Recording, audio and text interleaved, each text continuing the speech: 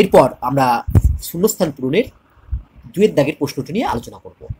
দুটি ঝোঁকশূন্য পাশা যথেচ্ছভাবে একসঙ্গে নিক্ষিপ্ত হয়।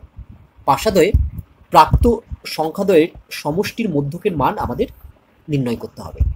তাহলে দুটি ঝোঁকশূন্য পাশা কিন্তু একসঙ্গে আমরা ছুঁড়েছি। আমরা প্রথমে ধরে নেব যে ধরি এক সমসম্বর চলক দ্বারা একটি পাশা থেকে প্রাপ্ত সংখ্যা প্রকাশিত হয়। অর্থাৎ আমরা যদি একটি পাশাকে নিক্ষেপ করি তাহলে যে মানটি পাবো সেটি এক্স চলক দ্বারা প্রকাশিত হয়ে থাকে। তাহলে এবার আমরা একটি ছক অঙ্কন করে ফেলি,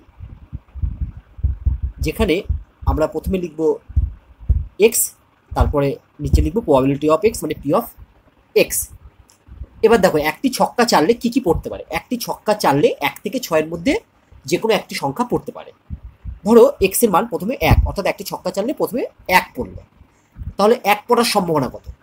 যেহেতু একটি ছক্কা চাললে মোট কটা বিন্দু হতে পারে? 6টা, অর্থাৎ 1 থেকে 6-এর মধ্যে যে কোনো একটা পড়তে পারে। তাহলে একটি ছক্কা চাললে নমুনা দেশে 6খানা পয়েন্ট হতে পারে।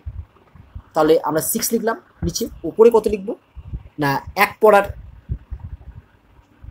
ঘটনা কটা হবে না একবারই পড়বে, তাহলে 1/6। তাহলে এক্স এর মান 1 হলে পি অফ এক্স হবে 1/6।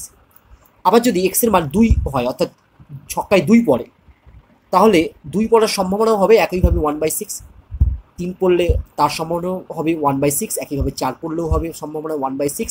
যদি এক্স এর মান 5 হয়, অর্থাৎ লুডোর ছক্কায় 5 পড়ে, তাহলে তারও সম্ভাবনা হবে 1/6। আবার 6 পড়লে তারও সম্ভাবনা হবে 1/6।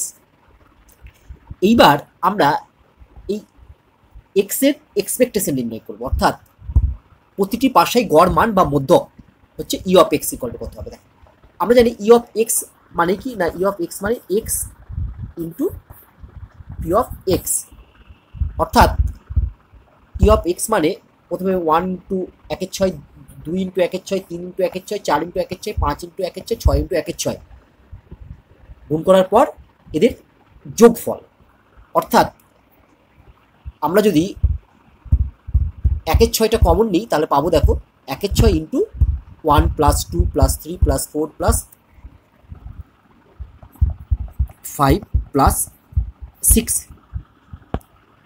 ইকুয়াল টু 1/6 ইন্টু আমরা জানি 1 থেকে 6 পর্যন্ত সংখ্যাগুলোর যোগফল মানে হচ্ছে 6 ইন্টু 6 প্লাস 1/2। এখানে 6 কেটে গেল, তাহলে আমার থাকলো গিয়ে ইকুয়াল টু হচ্ছে 7/2। অর্থাৎ একটি পাশা চাললে তার এক্সপেকটেশন হবে 7/2। এবার দেখো প্রশ্নে বলা ছিল আমরা দুটো ঝোঁকশূন্য পাশা একসঙ্গে নিক্ষেপ করেছি। চলো নেক্সট পেজে যাই। তাহলে আমরা লিখতে পারবো যে অতএব দুটি পাশার সমষ্টির গড় বা মধ্যক equal to 2 into E of X. তাহলে এদের মানগুলো যদি বসাই equal to 2 into E of X এর মান হচ্ছে 7/2, তাহলে ইকুয়াল টু 7। তাহলে আমার অ্যান্সার হলো 7। চলো আমরা এবার দেখে ফেলি সঠিক অ্যান্সার কোনটি। তাহলে এক্ষেত্রে সঠিক উত্তর হলো আমার সি 7।